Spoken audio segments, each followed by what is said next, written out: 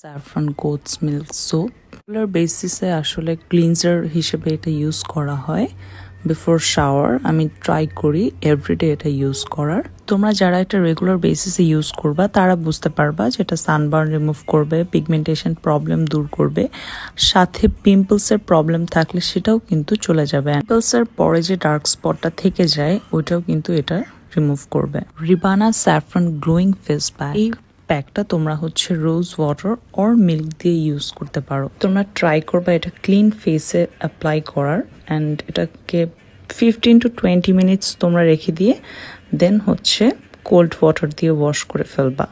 So 2-3 Times যদি তোমরা এটা উইকলি ইউজ করো, এটার জন্য একটা বেস্ট রেজাল্টস তোমরা অবশ্যই পাবা।